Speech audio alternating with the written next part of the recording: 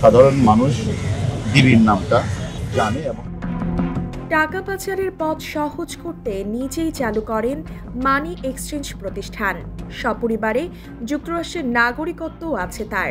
ঢাকা সহ দেশের বিভিন্ন এলাকায় সম্পত্তি দখল ও দেখাশোনার জন্য আছে ৩ সদস্যের স্টিয়ারিং কমিটি। নামে বেনামে অন্তত ৩টি রিসোর্টের মালিকানা আছে তার। রয়েছে একাধিক আবাসিক হোটেল। আরও অন্তত 10টি কোম্পানির মালিক তিনি। শুধু ঢাকাতেই আলিশান বাড়ি করেছেন 2 ডজনেরও বেশি। এর বাইরে আছে অগণিত প্লট ও ফ্ল্যাট। কথিত মামা জাহাঙ্গীর আলমের নামে গড়েছেন এসব সম্পদ। দখল করা সম্পত্তি বিক্রি করে সেই টাকা দেশের বাইরে পাচার ও বিদেশে গড়ে তোলা সম্পদ তত্ত্বাবধানের দায়িত্ব আলাদা কমিটির। অন্তত 6টি দেশে ব্যবসা করেছেন অঢেল টাকার। বহুল আলোচিত এই কর্মকর্তার নাম হারুন আর রশিদ। সেখানে কাউকে জোর করে সেখানে রাখা হয় না, কারো উপর অন্যায় অত্যাচার করা হয় না। বাংলাদেশ পুলিশের ডিআইজি পদমর্যাদার এই কর্মকর্তা সর্বশেষ ছিলেন ঢাকা মহানগর পুলিশ ডিএমপির অতিরিক্ত কমিশনার। সরকারি স্কেল অনুযায়ী 3য় গ্রেডের চাকরিজীবী হিসেবে সর্বসাকুল্যে বেতন ৮০,০০০ টাকারও কম। অথচ সীমাহীন দুর্নীতির মাধ্যমে নামে বেনামে কয়েক হাজার কোটি টাকার সম্পদ গড়েছেন হারুন। অনুসন্ধানে জানা যায়, চাকরি জীবনের শুরু থেকেই হারুন ছিলেন বেপরোয়া। কখনোই চাকরি বিধিমালা তোয়াক্কা করেননি। যখন যেখানে দায়িত্ব পালন করেছেন সেখানে নানান অনিয়মে জড়িয়েছেন। প্রতিটি ধাপে প্রতারণা ও উশৃঙ্খল কর্মকাণ্ডে জড়ালেও তাকে কখনো শাস্তি পেতে হয়নি, বরং পদায়ন করা হয়েছে গুরুত্বপূর্ণ সব ইউনিটে। ঘুষ, দুর্নীতি, চাঁদাবাজি, জিম্মি করে অর্থ আদায়, মারধর, জমি দখল, বাড়ি দখল, প্লট দখল, ফ্ল্যাট দখল, গুম, খুন, হত্যা, অর্থ পাচার, মিথ্যা মামলা দিয়ে হয়রানি, আটকে রেখে নির্যাতন, নিয়োগ বাণিজ্য, নারী কেলেঙ্কারি সহ এহেন কোনো অপরাধ নেই যার সঙ্গে জড়াননি হারুন। তবুও বছর বছর পেয়েছেন পদোন্নতি। এসব অনিয়ম আর দুর্নীতির মাধ্যমে হাতিয়েছেন হাজার হাজার কোটি টাকা। রাজধানীর উত্তরা, গাজীপুর ও কিশোরগঞ্জ ঘুরে ডিবি হারুনের অন্তত 1000 কোটি টাকার সম্পদের সন্ধান পাওয়া গেছে।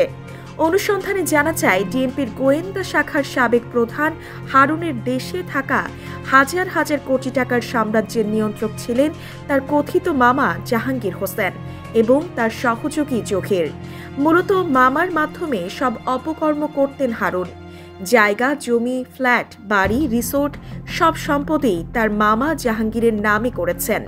আবার এসব সম্পদ দেখিয়ে ব্যাংক থেকে হাতিয়েছেন মোটা অঙ্কের টাকা। আবার মানুষের সম্পত্তি দখলের পর তা বিক্রি এবং সেই টাকা দেশের বাইরে পাঠানোর দায়িত্ব পালন করতেন ডিবির খিলগাঁও জোনের এডিসি সাইফুল। বিদেশে অর্থ পাচারের সুবিধার জন্য গড়ে তোলা হয় নিজস্ব মানি এক্সচেঞ্জ। ঢাকায় এই প্রতিষ্ঠানের অফিস পুরানো পল্টনের আজাদ প্রোডাক্টসের গলিতে। কার্যক্রম পরিচালনায় দুবাইয়ে আছে আরেকটি অফিস। এই মানি এক্সচেঞ্জ পরিচালনা করেন এডিসি সাইফুল ইসলামের 2 ভাই। একজন থাকেন দেশে আর আরেক ভাই রিফাত অবস্থান করেন দুবাইয়ে। জানা গেছে 2 দেশ থেকে পাচার হওয়া অর্থে মার্কিন যুক্তরাষ্ট্রে বিলাসী জীবনযাপন করেছে হারুন পরিবার। এছাড়া বিশ্বের অন্তত 6টি দেশে রয়েছে তার ব্যবসা প্রতিষ্ঠান।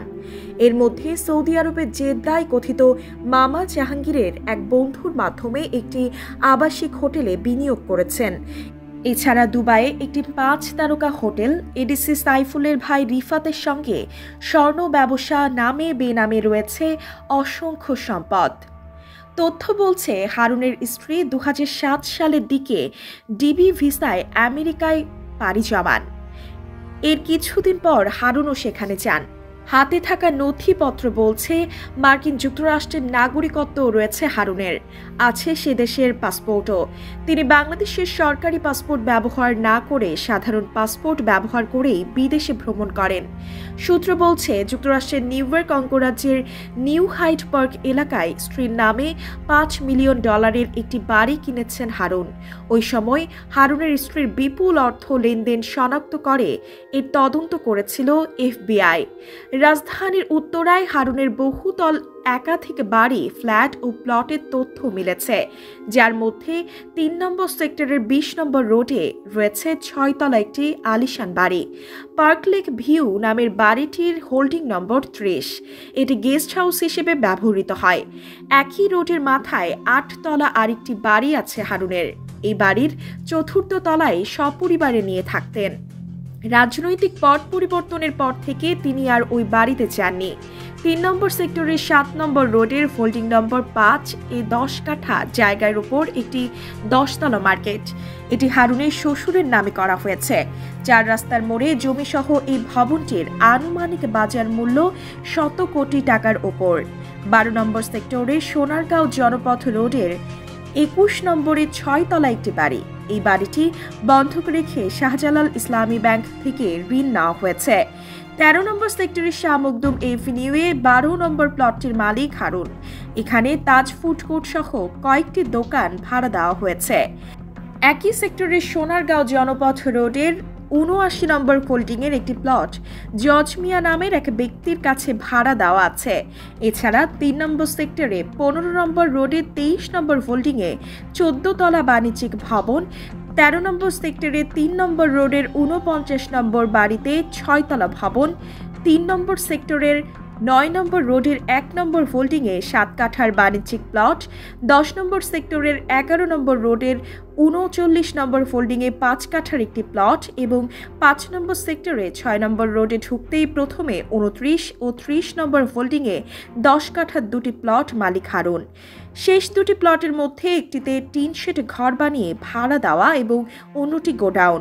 ১৪ নম্বর সেক্টরের ২০ নম্বর রোডে ১৭ ও ১৯ নম্বর প্লট ৪টি কোম্পানির শোরুম হিসেবে ভাড়া দেওয়া।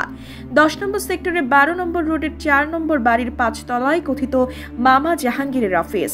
এই অফিসে হারুনের সব সম্পত্তির কাগজপত্র রক্ষিত থাকে বলে জানিয়েছে জাহাঙ্গীরের ঘনিষ্ঠ সূত্র। উত্তরা ৩ নম্বর সেক্টরের ৯ নম্বর রোডের ১৪ নম্বর প্লটটি হিরো নামে এক ব্যক্তির কাছে ৩২ কোটি টাকায় বিক্রি করেছেন হারুন। ৩ নম্বর সেক্টরের সাবেক ৯ নম্বর রোড বর্তমানে রবীন্দ্র সরণিতে ৭ কাঠার ৪১ নম্বর প্লটটি মাসিক ১৪ লাখ টাকায় ভাড়া দেওয়া আছে। এছাড়া নন্দন পার্কও শেয়ার আছে হারুনের। আছে আমেরিকান ডেইরি নামে একটি কোম্পানিতে বিনিয়োগ। এই কোম্পানির এমডি হারুনের স্ত্রী। ময়মনসিংহের ত্রিশালের সাবেক এমপি আনিসের সঙ্গে ফিশারিজ এবং রেস্টুরেন্টে যৌথ ব্যবসা আছে হারুনের। খোঁজ নিয়ে জানা যায়, হারুন যখন যেখানে চাকরি করেছেন সেখানেই জড়িয়েছেন নানা অপকর্মে। গাজীপুরের এসপি থাকাকালে ২০১৫ সালের ১৯ নভেম্বর গভীর রাতে ঢাকা ময়মনসিংহ মহাসড়ক সংলগ্ন এমসি বাজারের পাশে তাহের অ্যান্ড সন্স ফিলিং স্টেশনের ৭ কোটি টাকার ১ বিঘা জমি একটি গ্রুপকে দখল করে দেন হারুন। এছাড়া গাজীপুরে কেন্দ্রীয় ছাত্রলীগ নেতা রাকিব সরকারকে ১৭.৫ শতক জমি দখল নিতে পুলিশি সহায়তা দেন হারুন। ২০১৬ সালের ৯ নভেম্বর গাজীপুর মহানগরের মাধবপুর এলাকার বীর মুক্তিযোদ্ধা কফিল উদ্দিনের ২ বিঘা জমি একই কায়দায় দখলে নেওয়া হয়। গাজীপুরের ১০০ কোটি টাকা মূল্যের একখণ্ড জমি আম মুক্তার নামা জোর করে রেজিস্ট্রি করে দিতে সহযোগিতা করার অভিযোগে হারুন সহ আরও কয়েকজন পুলিশি কর্মকর্তার বিরুদ্ধে আদালতে মামলা হয়। গাজীপুরের দায়িত্বে থাকাকালে হারুনের বিরুদ্ধে সব মিলিয়ে ৩ শতাধিক মানুষকে হয়রানির অভিযোগ পাওয়া গেছে। প্রায় সবার কাছ থেকেই তিনি ৫ থেকে ১০ লাখ টাকা পর্যন্ত নিয়েছেন। যারা টাকা দেননি তাদের বিরুদ্ধে মিথ্যা মামলা দিয়ে হয়রানি করেছেন। হারুনের নির্যাতনে অতিষ্ঠ হয়ে অনেকেই সাবেক মুক্তিযুদ্ধ বিষয়ক মন্ত্রী আকম মোজাম্মেল হকের কাছে অভিযোগ করেন গাজীপুরের অনেক মানুষ। তিনি কোনো প্রকার প্রতিকার করতে পারেননি। পরে তারা স্বরাষ্ট্র মন্ত্রণালয়ে লিখিত অভিযোগ করেন। গাজীপুর থেকে নারায়ণগঞ্জে বদলি করা হলে সেখানে নানা অপকর্মে জড়ান হারুন। ওই সময় ১৪ লাখ করে টাকা নিয়ে জালিয়াতির মাধ্যমে ১৮ জন পুলিশ কনস্টেবল নিয়োগের প্রমাণ পায় পুলিশ সদর দপ্তর। পরে ওই কনস্টেবলরা চাকরি হারালেও হারুনের বিরুদ্ধে কোনো ব্যবস্থা নেওয়া হয়নি।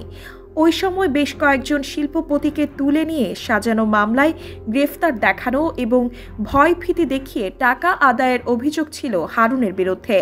দাবি অনুযায়ী চাঁদা না পেয়ে পার্টেক্স গ্রুপের চেয়ারম্যান এম এ হাসেমের ছেলে আম্বার গ্রুপের চেয়ারম্যান শওকত আজিজের স্ত্রী পুত্রকে তুলে নিয়ে যান হারুন। ওই ঘটনায় তাকে নারায়ণগঞ্জ থেকে সরিয়ে নেওয়া হয়।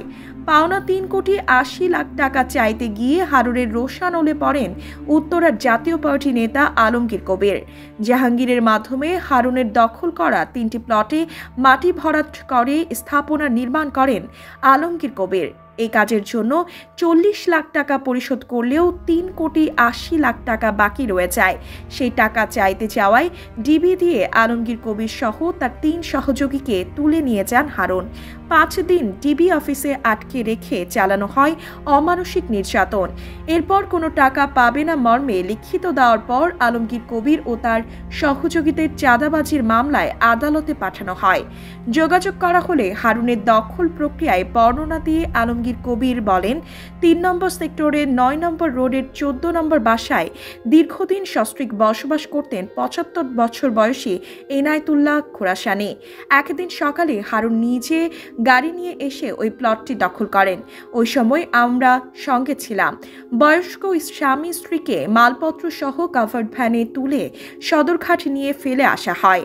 জানতে চাইলে 3 নম্বর সেক্টরের 9 নম্বর রোডের 14 নম্বর প্লটের প্রকৃত মালিক এনায়েতুল্লাহ খোরাসানির ছেলে মোহাম্মদ ইব্রাহিম বলেন, 1978 সালে ওই প্লটটা আমার বাবা ক্রয় করেন। ওখানেই আমরা ছিলাম। পরে আমি ব্যবসায়িক কারণে পল্টনে থাকতে শুরু করি। তখন ওরা বিভিন্ন সময় বাসার মধ্যে ইট মারত, বিভিন্নভাবে হ্যারাস করত। এক পর্যায়ে বাবা মারা গেলে মা ওখানেই থাকতো। একদিন রাতে স্থানীয় নাইম কমিশনার আর হারুন উপস্থিত থেকে আমার মাকে বের করে দেয়। জোর করে ওই রাতে মায়ের কাছ থেকে স্ট্যাম্পে স্বাক্ষর করিয়ে প্লট লিখে নিয়ে ক্যাভার্ড ভ্যানে করে মালপত্র সহ সব রাতের মধ্যে ফেলে দেয়। আব্দুল আলিম নামে উত্তরার আরেক বাসিন্দা বলেন, উত্তরার অধিকাংশ প্লট হারুনের দখল করা। যে প্লটটি তার পছন্দ হতো তার মালিককে ডিবি অফিসে তুলে নিয়ে যেতেন। এরপর বিভিন্ন মিথ্যা মামলায় ফাঁসিয়ে জমি দখল করতেন। ডিজে সানি নামে থাইল্যান্ড প্রবাসী এক ব্যক্তি বলেন, আমাকে ডিবি অফিসে ডেকে নিয়ে হারুন 20 লাখ টাকা চায়।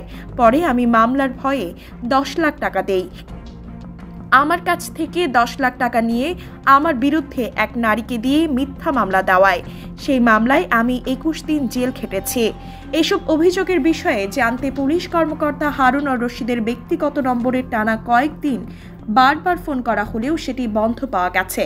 তার কথিত মামা জাহাঙ্গীরের মোবাইল নম্বরও বন্ধ পাওয়া গেছে। গত শনিবার উত্তরার জাহাঙ্গীরের অফিস ও বাসায় গিয়েও তাকে পাওয়া যায়নি। আইন লঙ্ঘন করে তাদের সংবিধান পরিপন্থী অস্বাভাবিক ক্ষমতা দেওয়া হয়েছিল। সেটি ব্যবহার করেই তিনি এই সম্পদ করেছেন। আর এই সম্পত্তি যে তিনি একা করেছেন সেটা কিন্তু ভাবার কোনো সুযোগ নেই। তার সঙ্গে অনেক যোগসাজশকারী ও সহায়তাকারী রয়েছে। এখন এর সুষ্ঠু তদন্ত হওয়া দরকার এবং জড়িতদের জবাবদিহির আওতায় আনা দরকার।